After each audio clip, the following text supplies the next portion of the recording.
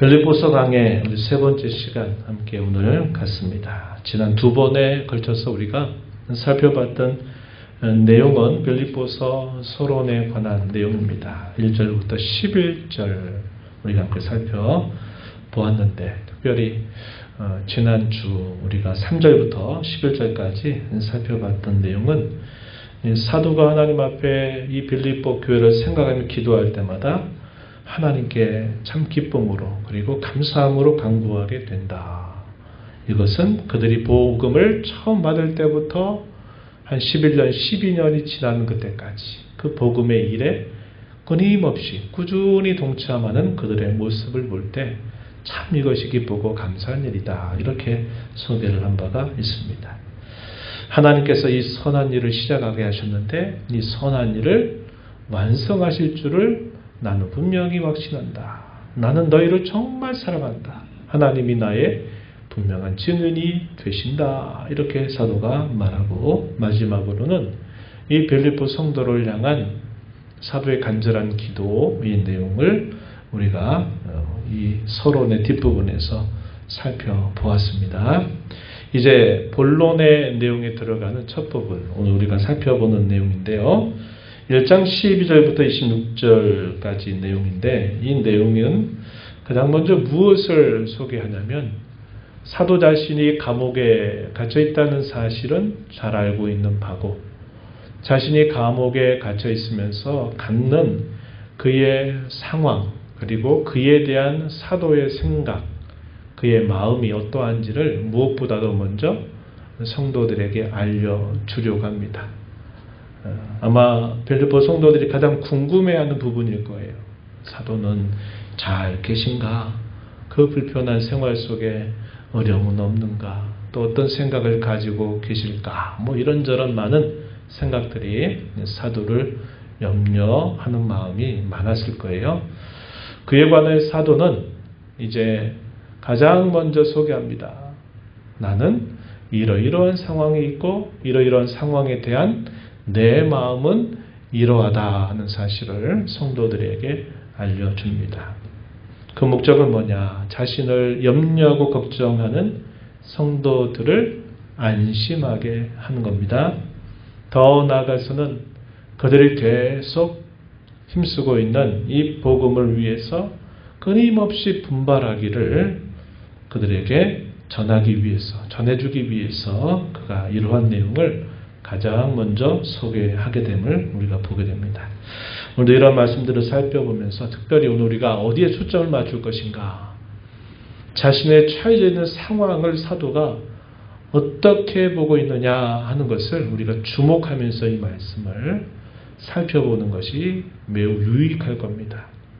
우리가 이 땅을 살아가면서 많은 여러 상황들을 만나게 될 때 우리가 그런 상황들에 대하여 어떻게 느끼는가, 어떤 생각을 하는가에 관하여 사도 자신이 처해져 있는 상황을 받아들이고 해석하는 그의 태도를 보면 오늘 우리가 맞닥뜨린 여러 상황에 대하여 어떻게 해석을 하고 생각을 할 것인가에 대해서 좋은 지침을 우리에게 전달해 주기 때문입니다. 거기에 주안점을 두면서 한번 말씀에 귀를 기울여 보시기 바랍니다. 오늘 우리가 읽은 1장 12절부터 26절의 내용이 쭉 이어지고 있지만 그것을 조금 작게 나눠보면 세 부분으로 좀 나누어 생각해 볼 수 있겠는데, 12절부터 14절 내용에서는 자신이 지금 감옥에 있는 중에 복음의 전파는 계속 이루어지고 있다라는 사실을 그들에게 소개해 줍니다.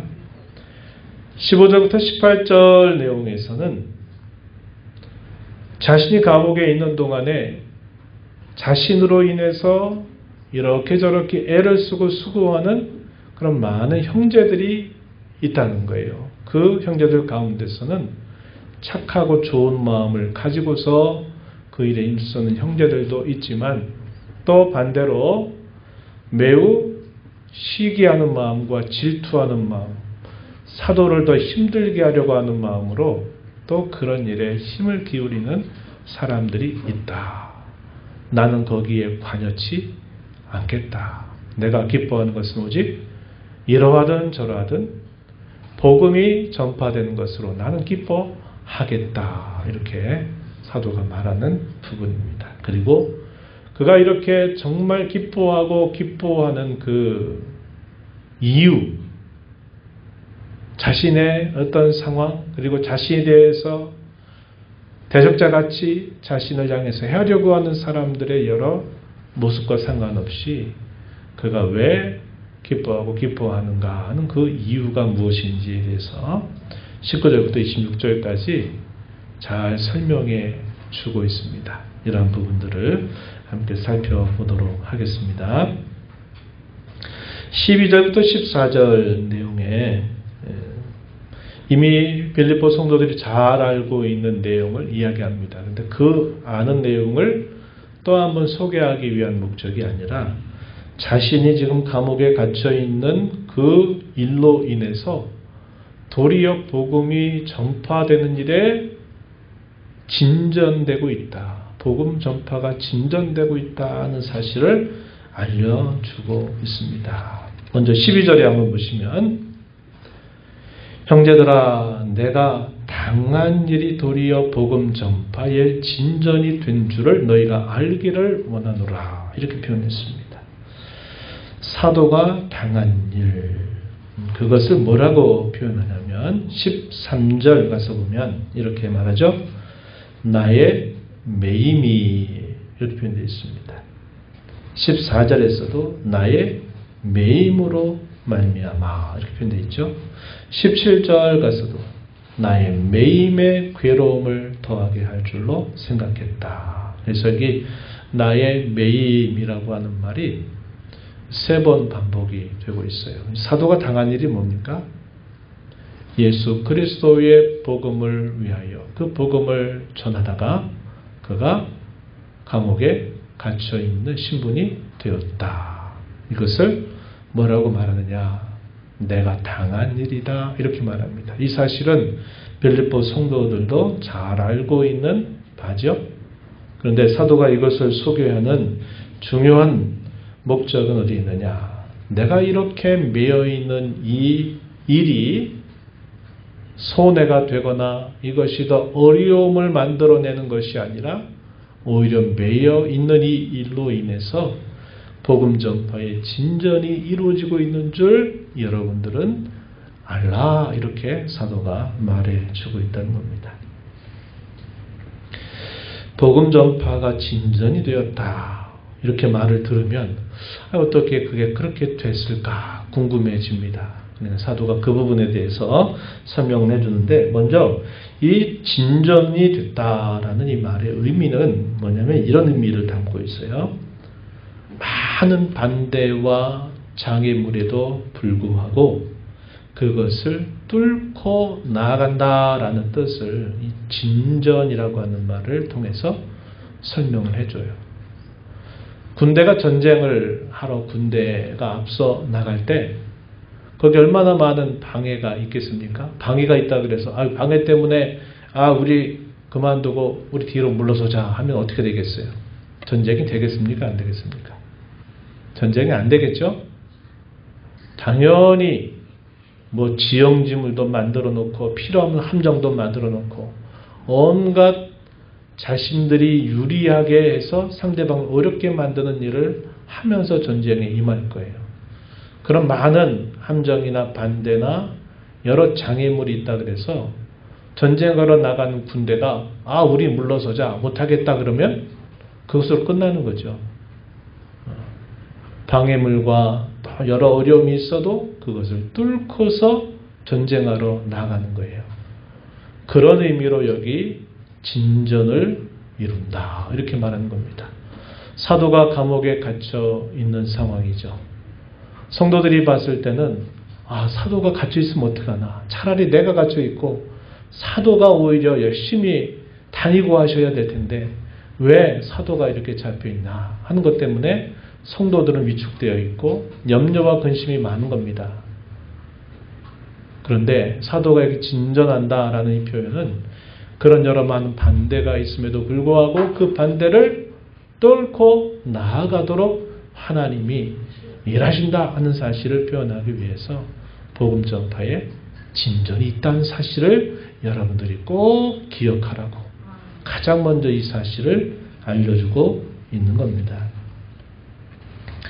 그리고 이어지는 말씀에 보면은 자신이 지금 감옥에 갇혀있는 이 일이 보통 잘 모르는 사람이 생각하듯이 저 바울이라는 사람 죄인 돼가지고 지금 재판 기다리고 저 감옥에 갇혀있어. 이렇게 잘 모르는 사람이 막 이야기를 해댈 수 있잖아요.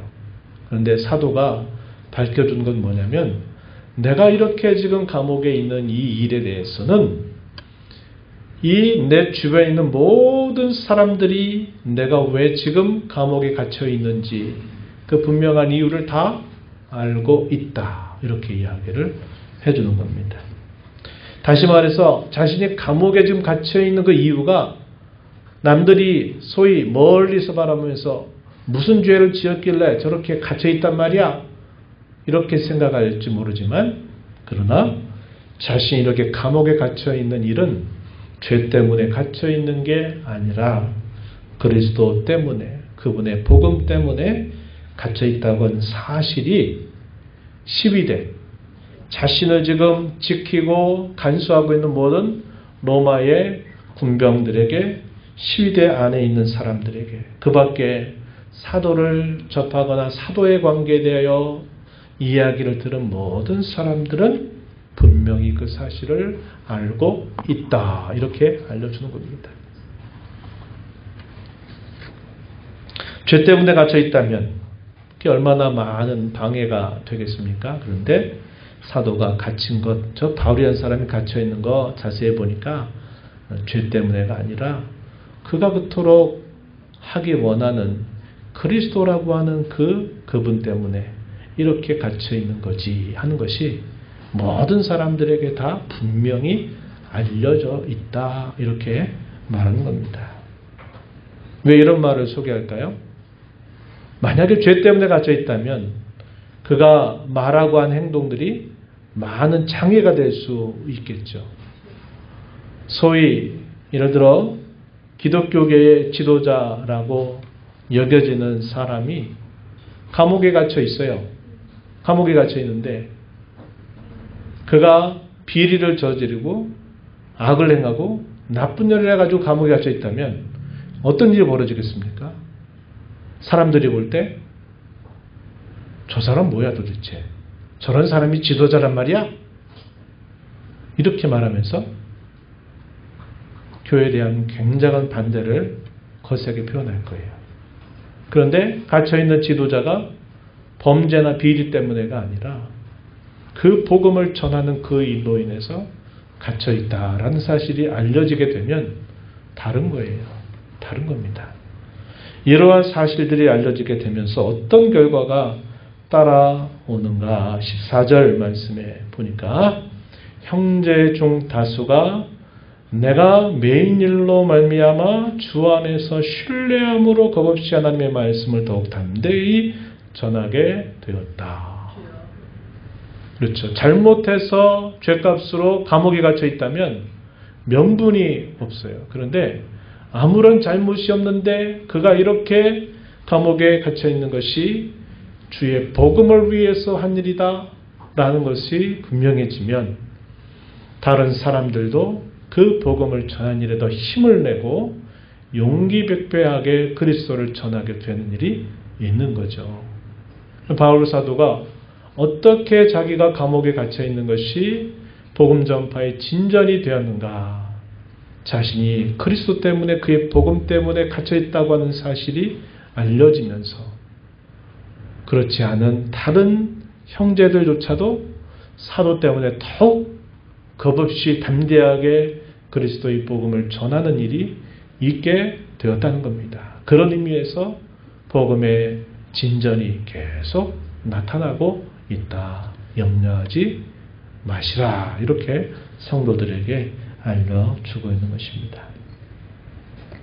그런 거예요. 바로 이 신앙의 세계에 그런 영적인 선봉장의 역할을 하는 사람, 앞선 지도자가 복음을 위해서 그리스도를 위해서 고난과 시련을 당하는 중에도 굴하지 않고 앞으로 나아가게 되면 그 뒤를 따라서 또 함께 나아가는 무리들이 크게 일어나게 되는 거죠.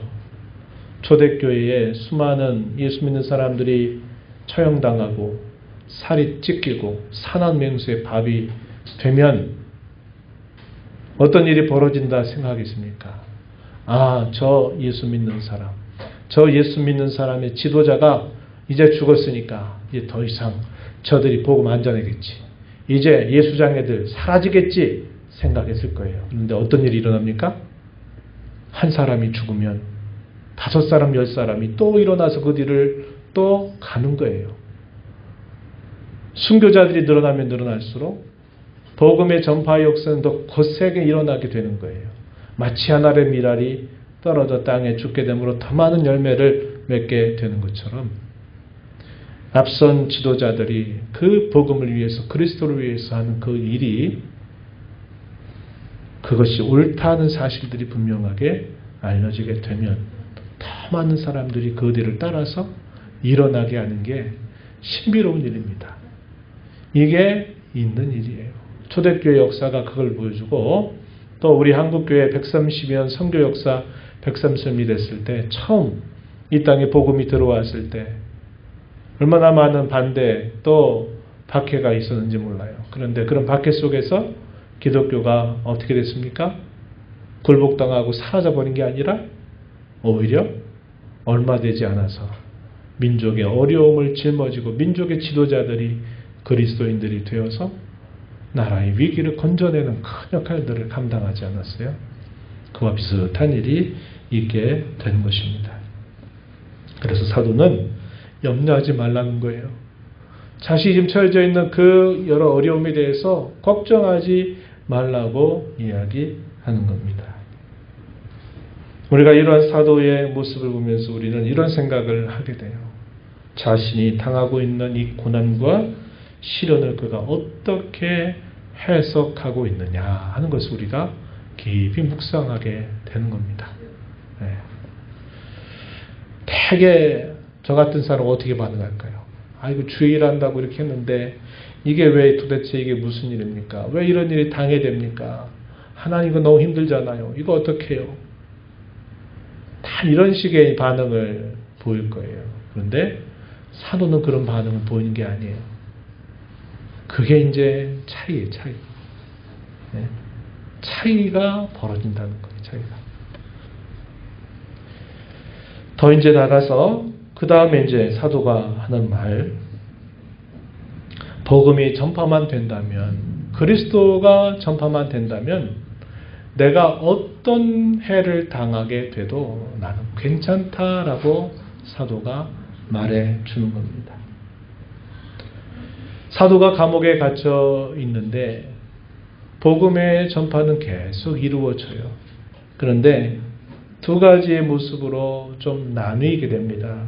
한 사람은 사도가 하고 있는 그 일을 착하고 선한 뜻을 담아서 사도가 했던 그 일을 그대로 따라서 가면서 복음을 전하는 그러한 아주 착하고 선한 이들이 뒤를 따라서 복음을 전하게 되는 일이 따라오죠.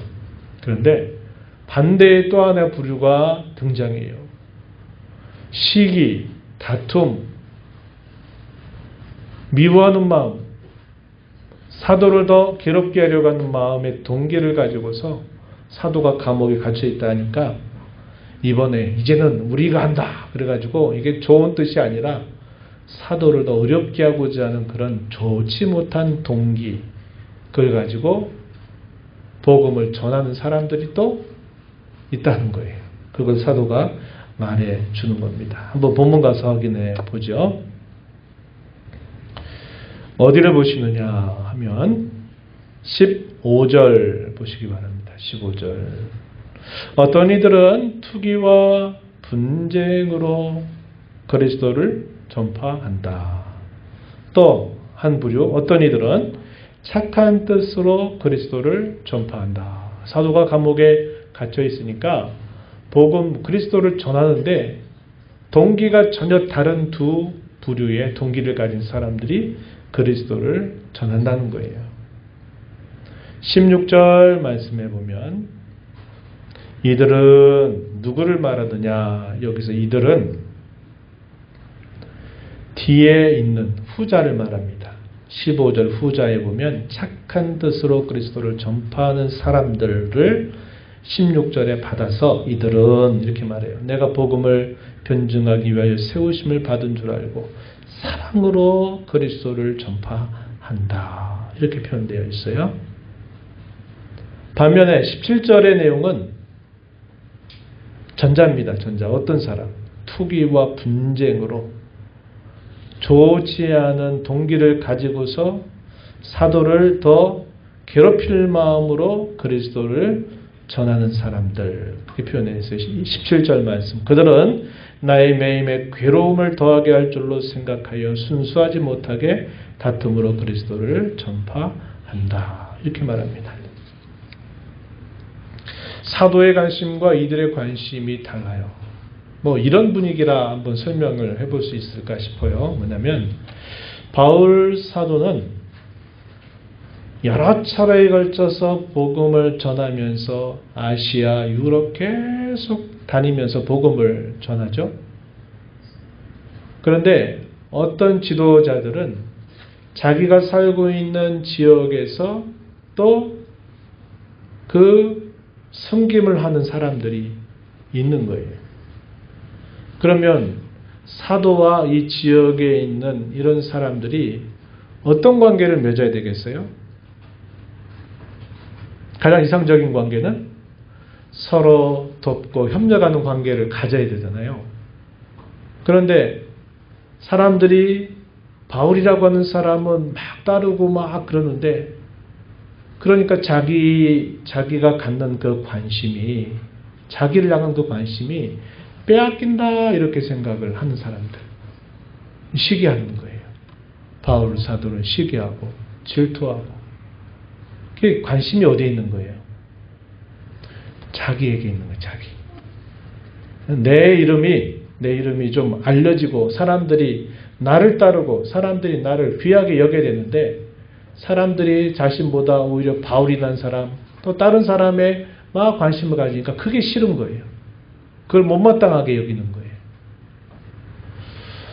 이런 일이 있을까요? 없을까요?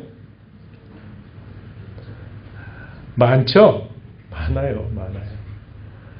우리 마음을요, 다스리지 않으면요, 이런 마음 저절로 생겨나요. 아니, 사람들이 내 말 잘 듣고 나를 귀하게 여겼는데 갑자기 어떤 사람이 나타나가지고 막 사람들이 나를 향한 관심이 그 사람에게 막 가면 어떤 마음을 느껴요? 위기의식을 느낀단 말이에요. 그럼 그런 마음이 들어올 수 있으면 그런 마음을 어떻게 해야 되겠어요? 내가 어떻게 내 마음 못하니까 주님 앞에 처리해야 되잖아요. 왜? 본성적으로 일어나는 마음이잖아요. 내가 주목받고 싶은데 그 주목하는 게 다른 사람에게를 향하게 되면 이렇게 본성적으로 별로 좋아할 리 없잖아요. 그러면 그런 마음이 들 때 어떻게 됩니까? 내 마음을 주님 앞에 다스려 달라고 해야 되잖아요. 근데 그런 마음을 그렇게 안 하는 거예요. 야, 사도가 갇혔대? 잘 됐다. 그래, 이번 기회에 이거예요. 이번 기회에 이제 다시 다 이들의 마음을 내가 다 사로잡겠다. 이런 식의 태도로 하는 거예요. 행동은 복음 위에서 뭔가를 한 것 같은데 동기는 선한 동기가 아니에요. 사도는 그걸 알고 있어요. 근데 나에 대해서 해로운 생각을 가지고 있는 사람이든지 아니면 정말 내가 하는 일을 귀하게 여겨서 내가 하는 것처럼 그들도 주님 사랑해서 그 일을 하는지, 나는 거기에 내 마음을 두지 않겠다는 거예요. 어디에 마음 두겠다는 거예요? 어떻게 하든지 예수님을 전하는 그 일에 내가 거기에다가 내 생각을 두겠다는 거예요. 자기를 향해서 비난이 오고 또 자기를 향해서 시기와 질투가 계속 동료 다른 사람들에게 주어지게 될 때 견디기가 어려워요. 누구든지 그렇습니다. 교회에 속한 일을 한다고 하면서 주님의 일을 한다고 하면서 이런 일이 교회 안에 자주 일어날 수 있는 일이에요. 사도는 자기와 관계된 거, 나에 대해서 좀 안 좋은 생각 가지고 있는 거, 불편하게 하는 거, 힘들게 하는 거, 거기에 뭐 하겠다는 거예요? 한번 따라 보세요. 생각 끄기. 네, 그런 책이 있어요. 생각을 거기 꺼버리는 거예요. 그걸 생각 계속하면 어떻게 될까요? 아니, 그걸 가지고 지금 뭐라고 그런단 말이야? 내가 그렇잖아 감옥에서 힘든데 지금 그런 거 가지고 나를 이런 식으로 한단 말이야? 나 도무지 못 참겠어. 생각 끄지 않으면 그런 생각 계속 꼬리에 꼬리를 물고 일어나게 돼 있어요. 사도는 어떻게 하겠다는 거예요? 나 생각 그런데 꺼버리겠다 이 말이에요. 의식적으로 꺼버리겠다는 겁니다. 생각을 끄는 거예요. 대신 그 생각을 끈 걸 어디에다가 집중하고 관심을 갖겠다고 말하는 거예요? 그리스도가 전파되고 그래서 한 영혼이라도 주께로 돌아온다면 난 거기에다가 관심을 모으고 거기에 집중하겠다는 거예요. 거기에 내 생각을 거기다 모을 것이고 이런 식의 생각은 다 꺼버리겠다는 거예요. 생각 끄기. 신앙생활할 때 여러분 이거 굉장히 중요합니다. 어려운 일인데 중요해요. 이 생각 끄는 훈련이 필요해요. 근데 이게 쉽지 않아요. 근데 사도는 지금 우리에게 그 좋은 모범으로 보여주고 있다 하는 것입니다. 그래서 18절의 마지막에 뭐라고 말합니까?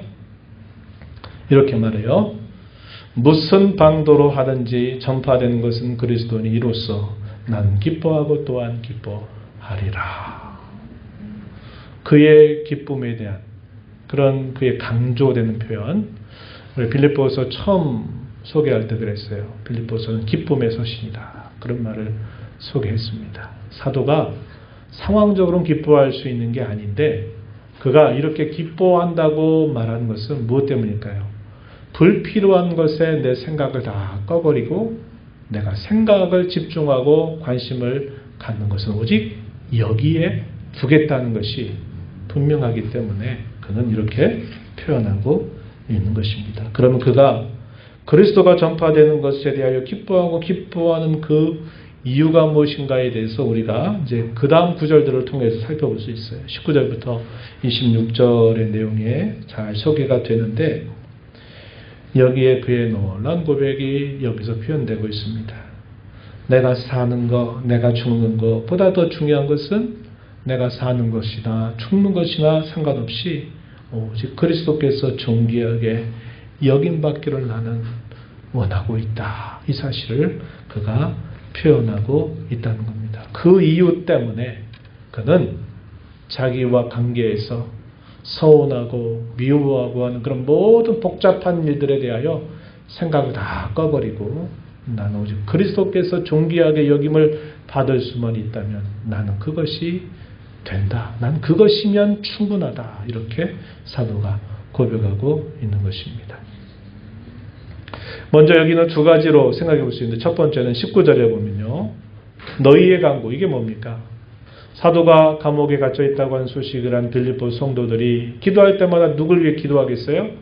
사도가 감옥에 있으니 하나님 빨리 그 감옥에서 나오게 해주세요. 성도들이 기도할 때마다 안 하겠습니까?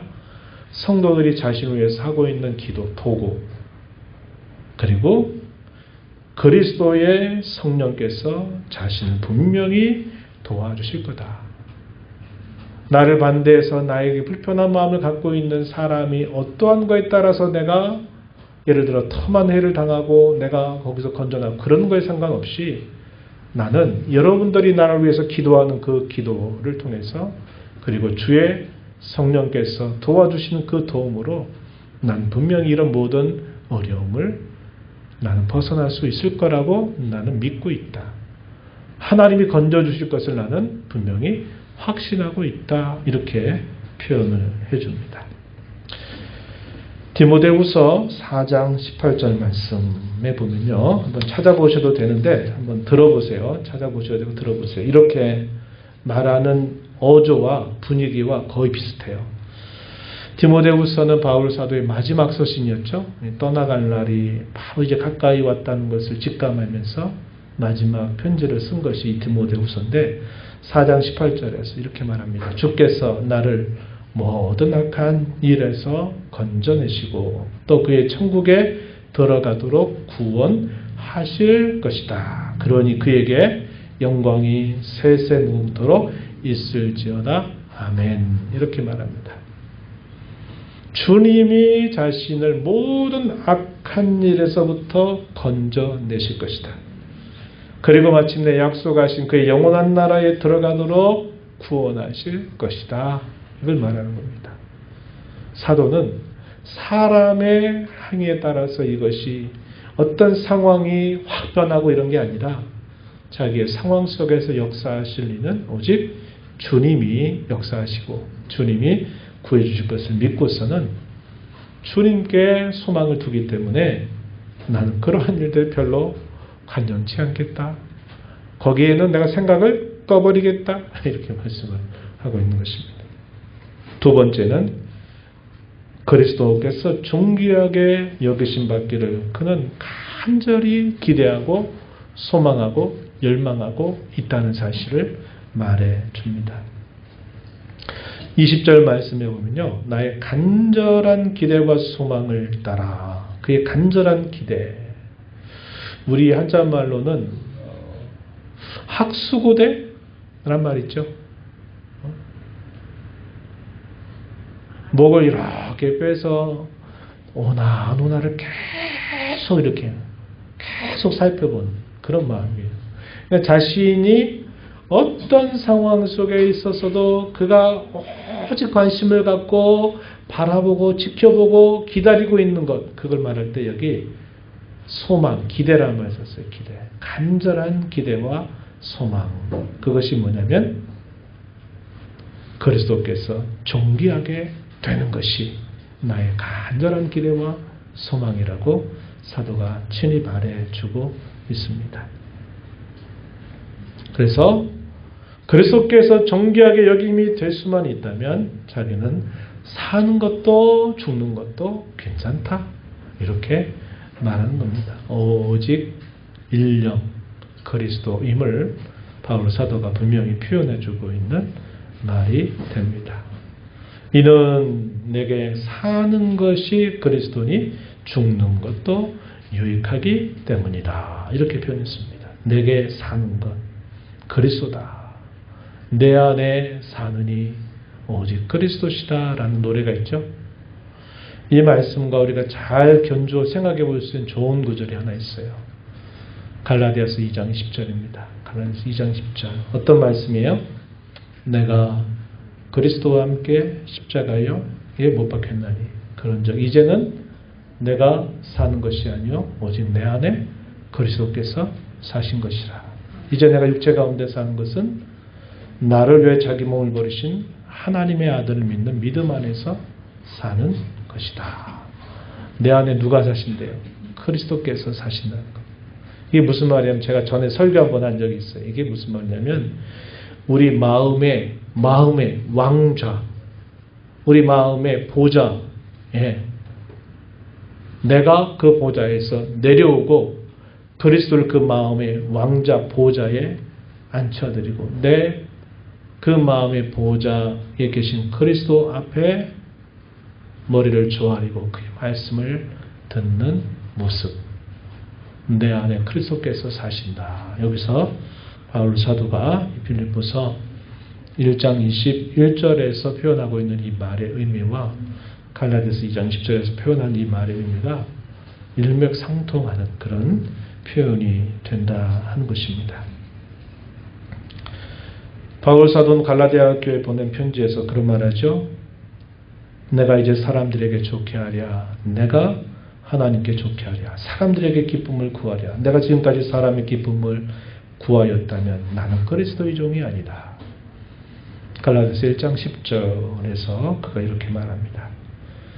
예배를 시작하면서 읽었던 구절 고린도전서 1장 31절에 기록된 바 자랑하는 자는 오직 주 안에서 자랑하라 함과 같게 하려 함이라. 우리의 자랑은 오직 그리스도만이 우리의 자랑이시다. 이렇게 표현하는 말과 그 의미가 잘 통하고 있다는 겁니다. 또한 고린도후서 5장 8절 9절 말씀에 보면 또 이와 비슷한 말씀을 사도가 전해주는데 이렇게 말합니다.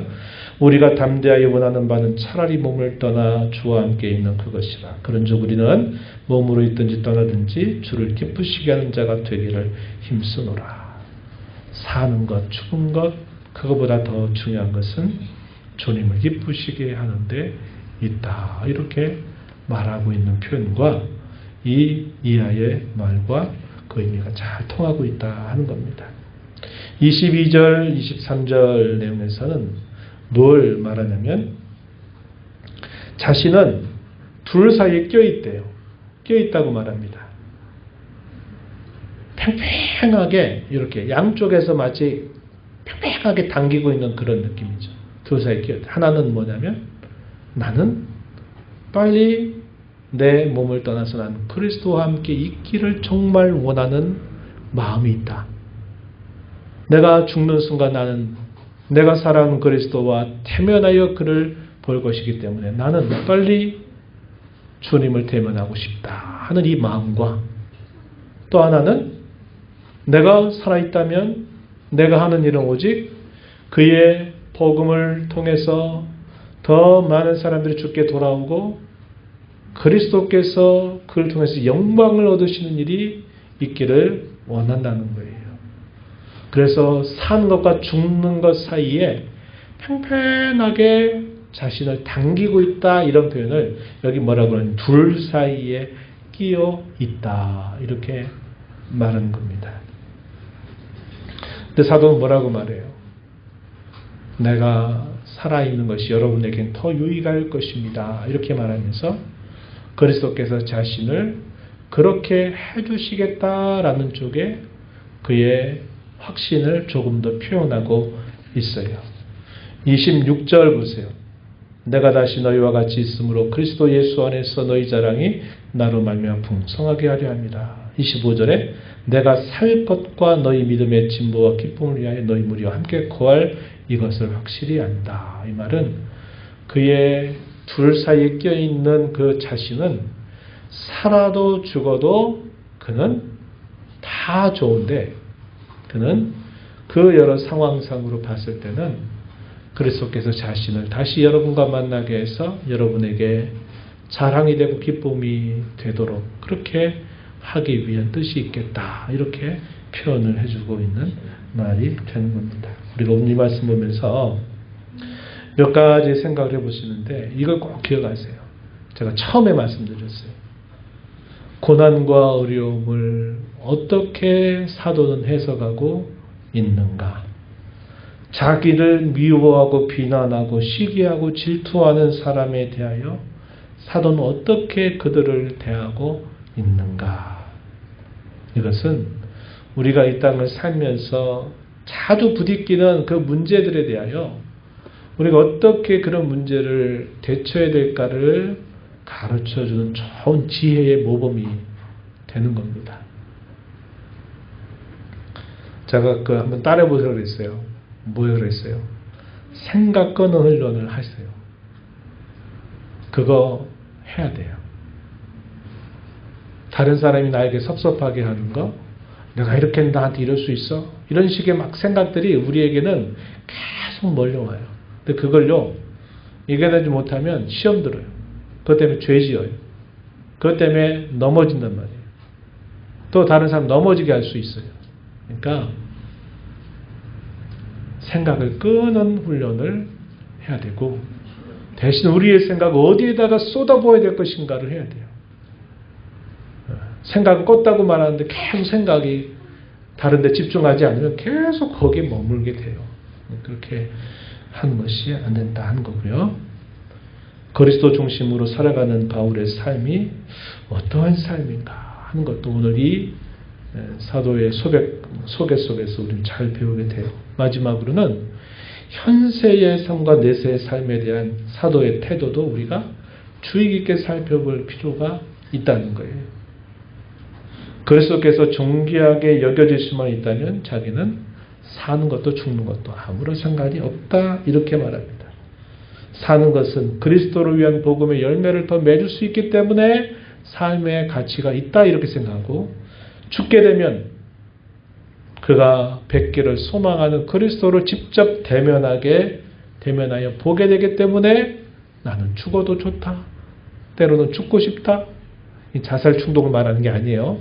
그리스도를 내가 대면해서 그분을 보고 싶다. 이런 표현을 사용하고 있어요. 우리가 얼마 전에 이사야서 6장에 이사야 선지자가 처음 소명받을 때 하늘 보좌의 환상을 봤을 때 그가 본다 하는 것이 참 중요하다고 그랬죠.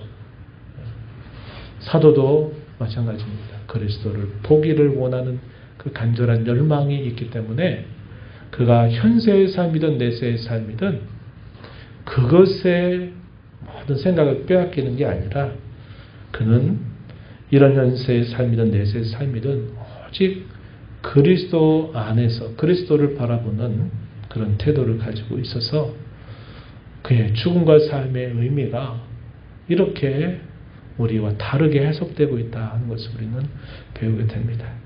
이런 사람 어떻게 하겠어요? 이런 사람. 어떻게 하면 이런 사람 꺾어버리겠어요? 히브리서 11장 후반부에 보니까 이런 사람은 세상이 뭐 할 수 없다? 감당할 수 없다. 이겨낼 수 없다. 이런 사람 어떻게 할 수 없다는 거예요. 믿음의 선배들이 그런 삶을 살았다고 히브리서 11장 우리에게 증언해 주고 있습니다. 우리 이러한 믿음을 잘 본받아서 이 땅에 살면서 오직 그리스도를 높이고 존귀하게 여기는 복된 삶 살기를 진심으로 축원합니다. 하나님 아버지, 오늘도 저에게 주신 이 말씀을 통해서 자신이 감옥에 갇혀있는 사실을 잘 알고 있는 빌립보 성도들에게 자신이 이렇게 매여있는 이 현실이 슬퍼하고 낭망하고 절망하고 안타까워할 것이 아니라 오히려 그 일을 통해서 하나님께서는 여전히 복음의 전파가 진전되게 하고 있음을 그들에게 말해줍니다. 자신을 해야 할 목적으로 그리스도를 전파하는 사람에 대해서도 난 그것도 상관없다. 오직 그리스도께서 전파된다면 난 그것으로 기뻐하고 기뻐한다고 말합니다.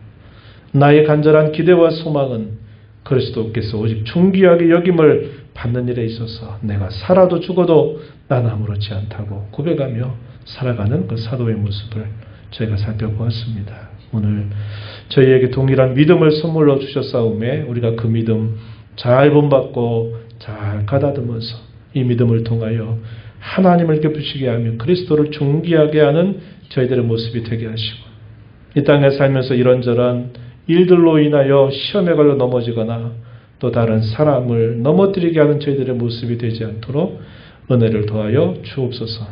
예수님 이름으로 기도하옵나이다. 아멘.